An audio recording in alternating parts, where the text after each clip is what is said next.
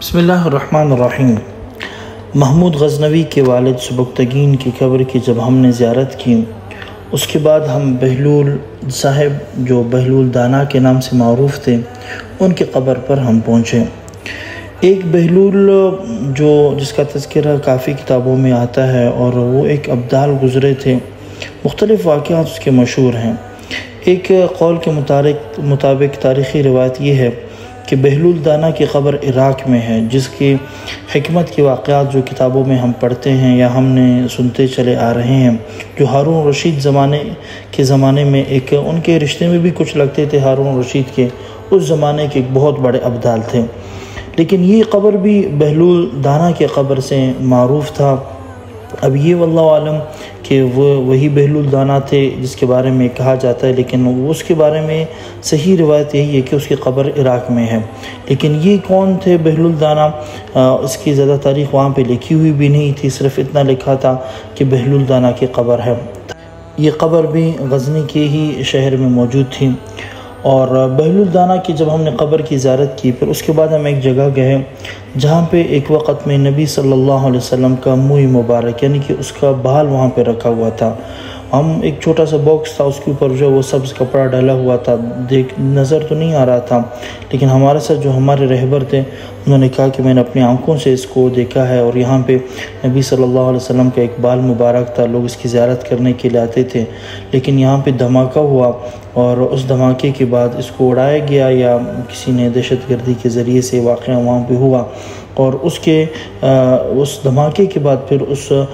بال کو نہ جانے وہ پھر کہاں گیا، کسی نے اٹھایا یا وہ جل گیا، کچھ نہیں معلوم۔ اس کے بعد سے پھر اب اس کے اوپر پردہ رکھا جاتا ہے۔ بس لگ رہی رہا تھا کہ پہلے شاید تھا موجود، لیکن اب یہ بال مبارک وہاں پہ موجود نہیں ہے۔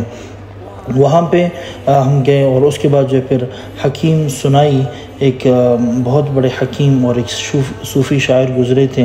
اور یہ بالکل ان کی ہسٹری بھی موجود تھی کہ ان کا جو نام تھا ابو المجد بن آدم تھا، اور تخلص ان کی سنائی تھی۔ تقریباً سن 470 ہجری میں افغانستان کے شہر غزنی میں ان کی ولادت ہوئی تھی، یہاں پیدا ہوئی تھی۔ اور حکیم سنائی یہ بہت علم تفسیر کی بھی ماہر تھے، حدیث اور فقہ کی بھی، علم ہندسہ کی بہت بڑے ماہر تھے، علم طب بھی، یعنی کہ تمام علوم پر آپ کو جو ہے فوقیت حاصل تھی، اور آپ بہت بڑے شاعر بھی تھے۔ آپ کافی سارے اشعار ان کے مقبرے پر اس کی اپنے ہی اشعار وہاں پہ لکھے ہوئے تھے، اور یہ حکیم اور شیخ کے نام سے یہ لوگ اس کو جانتے تھے۔ یہ صوفی بہت بڑے صوفی شاعر تھے، اللہ والے تھے، اور سن تقریباً 535 ہجری میں پھر ان کا انتقال ہوا ہے۔ حکیم سنائی کے بعد پھر ہم شمس العارفین کی قبر پہ پہنچے۔ شمس العارفین اس کی تاریخ بھی بہت زیادہ نہیں لکھی ہوئی تھی، اس کے بارے میں بھی یہی تھا کہ اس کو بھی جو دھماکے سے اڑایا گیا ہے، یعنی کہ جتنے بھی اکابرین کی قبریں تھیں جہاں پہ لوگ زیارتوں کے لیے آتے تھے، تمام جگہوں کو دھماکوں سے اڑا دیا گیا تھا۔ اب اڑایا کون تھا اللہ بہتر جانتا ہے، جس نے بھی اڑایا تھا ہم ان کے لیے ہدایت ہی کی دعا کر سکتے ہیں۔ شمس العارفین کی قبر کی خاصیت یہ تھی کہ جس مریض کو جنات کا یا سایہ کا مسئلہ ہوتا تھا تو اس کی قبر پر جب اس مریض کو لایا جاتا تھا وہ جن خود بخود اس سے نکل جاتا تھا۔ کافی سارے خواتین کے رشکشتہ بیمار وہاں پہ موجود تھے، اور لوگ اپنے مریضوں کو وہاں پہ لے آتے تھے اور وہاں پہ اپنے ان روحانی علاج کر کے وہ لوگ وہاں سے نکل جاتے تھے۔ شمس العارفین کے قبر کی جب ہم نے دیدار کیا، اس کے بعد ہم پہنچے شامیر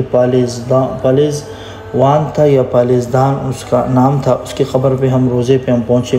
وہاں پہ ہم نے اس کی دیدار کی۔ اس کی بھی ایسی کوئی خاص تاریخ ہمارے سامنے نہیں آئی، لیکن ایک بزرگوں کے ساتھ ایک منسوب قبر تھی، ہم نے اس کی بھی دیدار کی، اور دعا کرنے کے بعد پھر ہم واپس اپنی جگہ پہ آئے جہاں ہمارے میزبان غزنی کے جو ہمارے میزبان تھے وہ قاری ذبیح اللہ صاحب تھے۔ ہم اس کا تہہ دل سے مشکور ہیں، شکریہ ادا کرتے ہیں کہ انہوں نے بہت بڑی عزت ہمیں دی۔ اور پھر اس کے بعد جو ہے پھر ہم قاری ذبیح اللہ صاحب نے اپنا مدرسہ بھی ہمیں وزٹ کرایا، ہم نے اس کے مدرسے کی بھی دیدار کی، اور پھر ان تمام خیالات، یادوں اور ان ساری چیزوں کو سمیٹنے کے بعد پھر ہم غزنی سے رخصت ہوئے اور ہم زابل پہنچے۔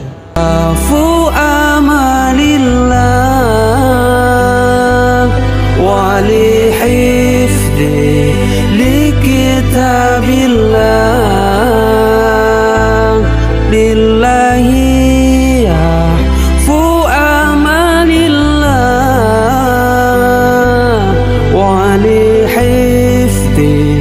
لكتاب الله. الله يا نور يا محكم